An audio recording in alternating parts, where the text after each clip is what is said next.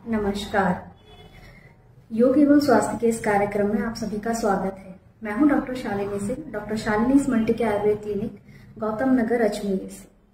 तो आज हमारी चर्चा का जो विषय है वो है हाइपोथायराइडिज्म, जिसे आयुर्वेद के अनुसार कफ से रिलेटेड रोग भी माना जाता है, क्योंकि इसके अंदर कफ की प्रधानता मानी गई है। तो आइए हम इसके बारे में पहली बात तो ये जानते हैं कि ये क्या होता है और इसके क्या लक्षण रहते हैं, साथ ही इसमें हम किस प्रकार अपनी जीवन शैली में चेंज ला सकते हैं और खुद को इससे बचाव कर सकते हैं।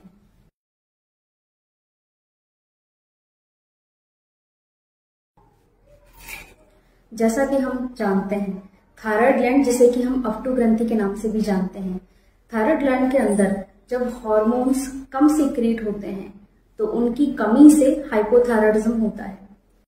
थायराइड हार्मोन्स की कमी की वजह से शरीर के अंदर कई प्रकार के लक्षण मिलते हैं, जो कि अगर जिन लक्षणों पे अगर ध्यान ना दिया जाए तो आगे चल करके हाइपोथायराइडिज्म हो जाता है। तो इसके अंदर आइए हम जानते हैं कि किस प्रकार के लक्षण आपको देखने को मिलेंगे। शरीर में दुर्बलता का आना, यानी कि जो व्यक्ति है वो बाहर से दिखने में तो बहुत ही स्थूल लगेगा, मोटा लगेगा, लेकिन उसके अंदर से, शरीर के अंदर उसकी दुर्बलता बनी रहेगी। उसको लगेगा कि जैसे उसके अंदर ताकत ही नहीं है। इसके अलावा जो अपनी त्वचा होती है उसमें रूक्षता आएगी, स्किन ड्राई रहेगी। इसके अलावा पेशेंट के अंदर बालों का झड़ना यह आमतौर पर देखा जाता है। कब्ज का रहना, एसिडिटी, जिसे कि हम अम्ल पित्त भी आयुर्वेद में नाम से जानते हैं, वो भी बनी रहती है। श्वासक्षत यानी कि ब्रीथलेसनेस, उसको सांस लेने में भी कठिनाई होगी, और साथ ही उसको स्मृति अल्पता का भी लक्षण मिलेगा, यानी कि स्मृति याद रखने में चीजों को बहुत कठिनाई होगी। और ये जनरली देखा जाता है ओल्ड एज वुमेन्स में। जिन स्त्रियों की एज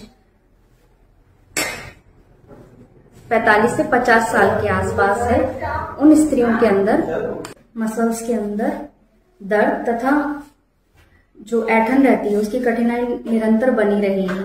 इसके अलावा जो पेशेंट होता है उसके अंदर वजन का बढ़ना आमतौर पर इसके अंदर समस्या देखी गई है।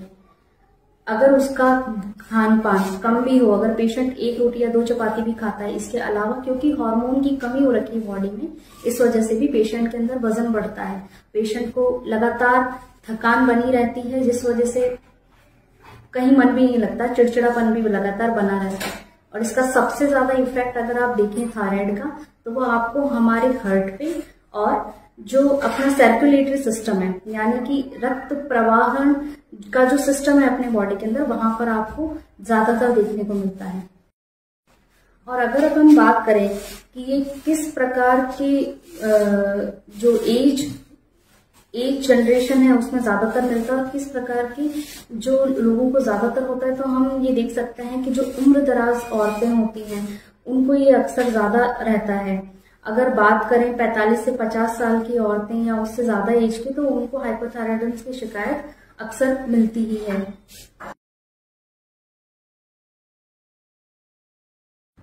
अब हम बात करते हैं इसके निदानों के हेतु की, यानी कि इसकी वजह क्या है, क्यों होता है शरीर में।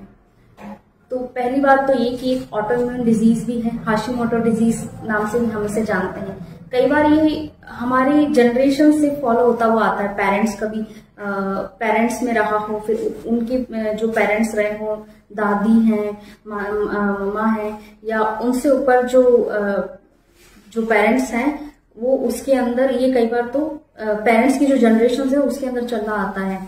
और इसके अलावा अगर पेशेंट हाइपरथायराइडिज्म का ऑपरेशन करवाता है, जिसके अंदर रेडिएशन थेरेपी वगैरह दी जाती है, और उसे रेडिएशन से वह सर्जरी करके उसको रिमूव किया जाता है, तो इस तरह के पेशेंट्स के अंदर हाइपोथायराइडिज्म जो है आमतौर पर देखा जाता है, क्योंकि वहां पे जो थायराइड है, ग्लैंड है, उसको ही वहां से रिमूव कर दिया जाता है सर्जरी करके। इसके अलावा आयोडीन की कमी से भी शरीर के अंदर हाइपोथायराइडिज्म देखा जाता है। थायराइड ग्लैंड जो है, अगर उसके अंदर किसी भी प्रकार से सूजन है, किसी वायरल इन्फेक्शन की वजह से है, या हमने कुछ खान पान हमारा इस तरह का चल रहा है, जो वहां पे इन्फेक्शन फैल गया है, तो उसकी वजह से भी जो थायराइड ग्लैंड है उसके अंदर हार्मोन्स की कमी आ जाती है, जिससे कि आगे चल करके हाइपोथायराइडिज्म जैसी बीमारी होती है। तो अब हम बात करते हैं कि इसके अंदर व्यक्ति कर क्या सकता है।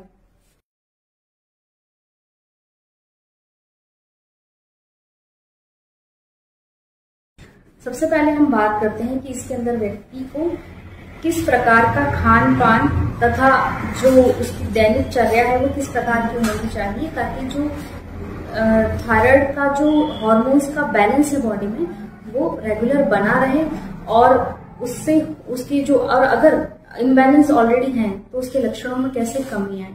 तो बात करते हैं सबसे पहले कि किस प्रकार का खान पान हमें फॉलो करना चाहिए, ऐसी कौन सी वस्तुएं हैं जिन्हें हमें अवॉइड करना चाहिए, और ऐसी कौन सी वस्तुएं हैं जिनका हमें निरंतर सेवन करना चाहिए, ताकि जो हमारा थायराइड ग्लैंड है उससे जो निकलने वाले जो स्राव हैं, जो हार्मोन्स हैं, वो बैलेंस रहें। अगर वो बैलेंस रहेंगे तो बॉडी अपना जो मेटाबॉलिज्म है वो प्रॉपर कर पाएगी, क्योंकि जो एक अपने बॉडी के अंदर जो मेटाबॉलिज्म होता है किसी भी चीज को करने का, एक पाचन क्रियाएं होती हैं, मसल्स के अंदर जो क्रियाएं मसल्स अपना काम करती हैं, हार्ट जो अपना काम करता है, सर्कुलेटरी सिस्टम के अंदर जो अपना काम होता है, इसके अंदर जब अपने हार्मोन्स की कमी आने की वजह से पूरा मेटाबॉलिज्म स्लो पड़ जाता है, तो व्यक्ति का पाचन समस्या वगैरह एकदम खाना ढंग से पचता नहीं है। तो इन चीजों से बचने के लिए हम किस प्रकार की चीजों को जिंदगी में फॉलो करें जिससे कि हमें इससे बचाव हो। अगर हम देखें कि तेल का प्रयोग, तो किस प्रकार के तेल का प्रयोग आपको इस बीमारी के अंदर करना चाहिए। तो अगर आप गर्म प्रदेश में रहते हैं तब तो आप जो है कोकोनट का ऑयल यानी कि नारियल के तेल का प्रयोग खाना बनाने के काम में ले सकते हैं। और अगर आप जहां रहते हैं वहां ज्यादा गर्मी वगैरह नहीं रहती है तो आप तेल का प्रयोग करें खाना बनाने के लिए। इसके अलावा अगर हम सब्जियों वगैरह की बात करें तो उसके अंदर जो भी हम खाना बनाएं वो एकदम फ्रेशली प्रिपेयर्ड गर्म गर्म ही खाएं। तुरंत जो बनता है खाना थोड़ी देर रुक करके गर्म गर्म ही खाना का सेवन करें। ऐसा नहीं कि खाना हमारा अभी बना है और हम उसको 2 घंटे बाद सेवन कर रहे हैं, ऐसा नहीं करना है। इसके अलावा हमारी जो डाइट होगी इसके अंदर फैट की क्वांटिटी कम हो, कार्बोहाइड्रेट्स जो है वो कम रहने चाहिए। यानी कि अगर आप आटा इस्तेमाल में ले रहे हैं तो आटा आपका गेहूं की बजाय आप मिस्सा आटा प्रयोग करें, जिसे अपन होल ग्रेन आटे के नाम से भी जानते हैं, जिसके अंदर बहुत सारी करीब 4 से 5 ग्रेन्स का वो मिश्रण करके बनाया जाता है। तो इस प्रकार के आटे का आप प्रयोग में ले सकते हैं। इसके अलावा आपको हाई फाइबर डाइट लेनी है, कार्बोहाइड्रेट्स कम होने चाहिए। फाइबर डाइट मतलब कि आपको हरी जो पत्तेदार सब्जियां हैं उनका प्रयोग ज्यादा करना चाहिए। इसके अलावा जैसे कि पालक, मेथी, बथुआ, अगर हम दालों की बात करते हैं तो उसके अंदर मूंग व मसूर की दालें।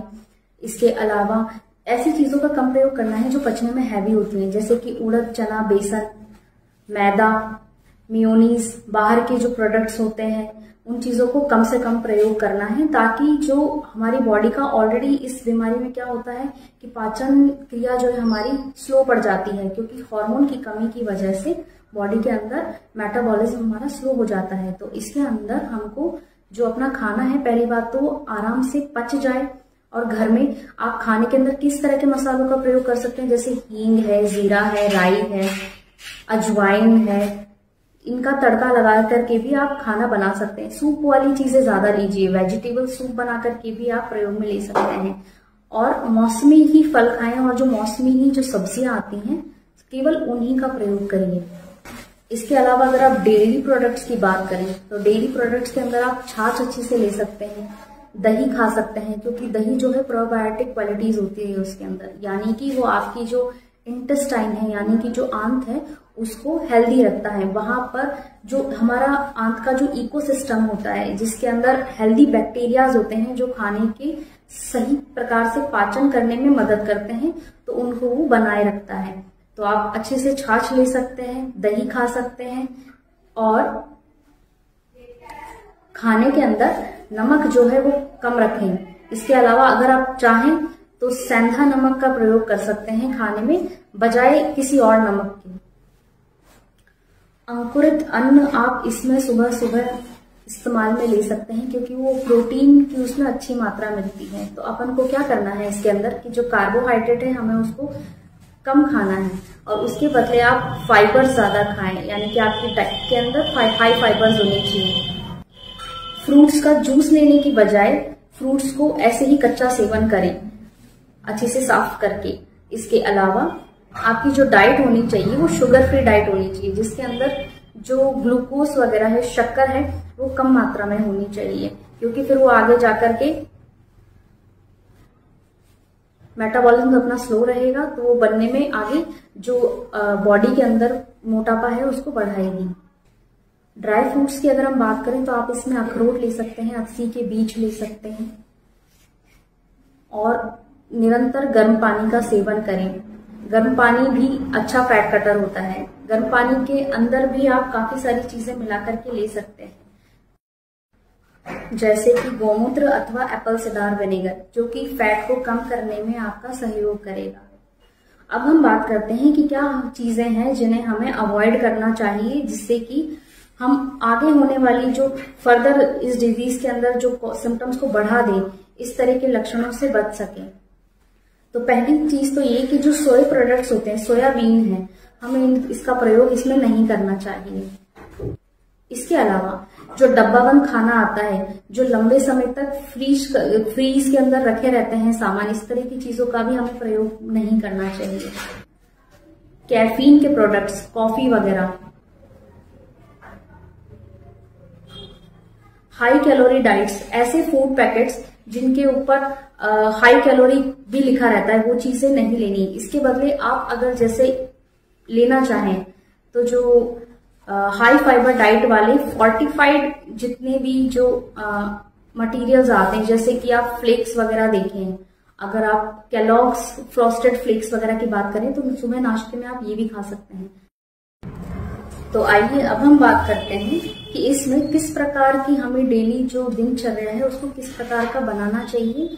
एक तो आप दिन में एक तो ब्रह्म मुहूर्त में उठना स्टार्ट करें। इसके अलावा डेली प्रतिदिन आपको 30 से 45 मिनट तक का आपको एक्सरसाइज वगैरह डेली अपने जो रूटीन है उसके अंदर ऐड करना चाहिए, ताकि जो हमको सिम्टम्स देखने को मिलते हैं, मसल के अंदर क्रैम्प्स आना, ऐंठन होना, दर्द होना, थकान वाली फीलिंग, तो ये जो सिम्टम्स है इससे रिड्यूस हो जाएंगे। तो प्रतिदिन 30 से 45 मिनट निकालिए अपने समय में से, और उसके अंदर आप सूर्य नमस्कार वगैरह आदि कर सकते हैं, योगा कर सकते हैं, अनुलोम विलोम कर सकते हैं। इसके अलावा चक्रमण वगैरह भी आप कर सकते हैं, पैदल चलना जिसे कहते हैं। करीब आप आधे घंटे की, मतलब एक सेट करिए एक अपना, जैसे कि आपको कितने स्टेप्स चलने चाहिए दिन के अंदर, तो आप मिनिमम जो है कम से कम 6000 स्टेप्स तो अपने कवर करिए दिन के अंदर। इससे क्या होगा कि जो भूख ना लगना जैसी समस्या है, ऑस्टियोपोरोसिस भी आगे जाके जो होता है, तो इसके अंदर रिलीफ आएगा, भूख समय से लगने लगेगी, और जो मसल्स के अंदर जो थकावट हर वक्त बनी रहती है, दुर्बलता बनी रहती है, वो एक्सरसाइज करने से आपकी दूर हो जाएगी। इसके अलावा आप अपनी दिनचर्या के अंदर क्या ऐड कर सकते हैं कि जो आप घरेलू उपाय हम देखते हैं कि इसके अंदर आप किस प्रकार के घरेलू उपायों का प्रयोग कर सकते हैं, जिससे कि आपको इसके जो सिम्टम्स है उसको हम थोड़ा रिलीफ दे सकें। आटा जो हम खाते हैं, आटे के अंदर हम अक्सी के बीज का चूर्ण मिक्स करके खा सकते हैं। थोड़ा जैसे आपने आटा लिया, डेली आप जो आटा लगाते हैं चपाती बनाने के लिए, इसके अंदर आप 1 से 2 चम्मच जो है अक्सी का चूर्ण मिला करके खा सकते हैं, जिससे क्या होगा कि आपका जो उसका पाचन क्रिया है जो उससे स्वस्थ रहेगी, जो आपकी इंटेस्टाइन है वो हेल्दी रहेगी। इसके अलावा आप क्या कर सकते हैं कि गौमूत्र का प्रयोग भी कर सकते हैं, डेली कर सकते हैं। करना क्या होगा कि आप 1-1.5 गिलास गर्म पानी उबालें, बिल्कुल चाय जितना गर्म, उसके अंदर 2 से 3 चम्मच गौमूत्र के ऐड कर दीजिए। गौमूत्र अर्क नाम से भी मार्केट में ये आपको अवेलेबल हो जाएगा आसानी से। तो उसको हमको बिल्कुल चाय जितना गर्म करके पीना है। तो उससे क्या होगा कि जो मेटाबॉलिज्म है वो फास्ट होगा, और जो कफ का दोष है, आयुर्वेद में इसे कफ का दोष माना जाता है, तो जो कफ है वो इससे डिक्रीज होगा। जब कम होगा शरीर के अंदर तो इसके जितने भी एग्रीवेटिंग जो सिम्टम्स हैं, जो बढ़े हुए सिम्टम्स हैं, उसके अंदर आपको रिलीफ देखने को मिलेगा। और धीरे धीरे जो आपका जो वजन जो इसकी वजह से बढ़ा हुआ था उसमें भी आपको कमी देखने को मिलेगी। आपकी थकान वगैरह है जो इसके अंदर भी आपको कमी देखने को मिलेगी। इसके अन्य जो मैंने आपको पहले जो लक्षण बताए थे उन सभी के अंदर धीरे धीरे आपको कमी देखने को मिलेगी। इसके अलावा जो एप्पल सिडार विनेगर आता है, हम उसको भी गर्म पानी में डाल करके प्रयोग कर सकते हैं। करना क्या होगा, खाली पेट लेना होगा इनको, जो जैसे गौमूत्र का गर्म जल अगर आप पानी में डाल करके पीते हैं। इसके अलावा एप्पल सिडार अगर आप गर्म पानी में डाल करके पीते हैं तो इनको खाना खाने से करीब 1 घंटा पहले या फिर सुबह और शाम का भी आप रख सकते हैं। सुबह आप खाली पेट इसको सेवन करिए। इसके अलावा खाना खाने से 1 घंटे पहले आप इसका सेवन करिए। तो अगर हम इस प्रकार से जो अपना जीवन शैली के अंदर चेंज लाते हैं, मतलब कि जैसे अगर हम ऋतुचर्या, दिनचर्या, किस प्रकार की ऋतु चल रही है, अगर हम उसके अकॉर्डिंग भी अगर अपना फूड को हम एडजस्ट करेंगे, किस समय पे हमें ज्यादा खाना चाहिए, किस समय हमें ऋतु के अनुसार किस प्रकार का अन्न खाना चाहिए, किस समय में कम खाना चाहिए, अगर हम अपनी बॉडी को देखते हुए उसकी जो अग्नि है उसको ऑब्जर्व करते हुए अगर हम खाना खाएंगे तो जो हमको जो सिम्टम्स है उसमें काफी रिलीफ देखने को मिलेगा। इसके अलावा जो हम निरंतर अपने कार्य के अंदर, एक तो ये है कि हम स्ट्रेस कम लें। आजकल स्ट्रेस भी बहुत बड़ा रीजन है किसी भी बीमारी को छोटे से बहुत बड़ा बना देने के अंदर। तो पहली बात तो ये कि जब आपको पता चले कि ठीक है आपको कोई भी बीमारी हो, तो सबसे पहली बात तो कि अपन को स्ट्रेस नहीं लेना है, स्ट्रेस फ्री लेना है। और फिर किन किन जो कारण हैं जिस वजह से ये बन रही है उन चीजों पर गौर करते हुए या अपने नजदीकी चिकित्सक से मिलकर उनसे परामर्श लेकर के तथा अपनी जीवन शैली के अंदर हमें कुछ चीजों को ऐड करके, जिससे कि हमें पता चल सके कि हमारी बॉडी की अभी फिलहाल क्या कंडीशन है और ये आगे हम किस प्रकार से रोक सकते हैं, प्रिवेंट कर सकते हैं बीमारी को आगे बढ़ने से। किस किस तरीके से हमें खुद को ऑब्जर्व करना है और किस प्रकार का आहार रखना चाहिए, प्लस हमें किस प्रकार की क्रियाएं करनी चाहिए, एक्सरसाइज भी हम कौन कौन सी इसके अंदर कर सकते हैं। तो इन चीजों को ध्यान में रखते हुए हम अपने जीवन को अगर इस तरीके से जिए तो जो बीमारी है इसके सिम्टम्स काफी कम हो जाएंगे और हाइपोथायराइडिज्म जैसी बीमारियां और इसके अलावा जो अन्य बीमारियां भी हैं, सब में देखने को आपको अच्छा रिलीफ मिलेगा। नमस्कार।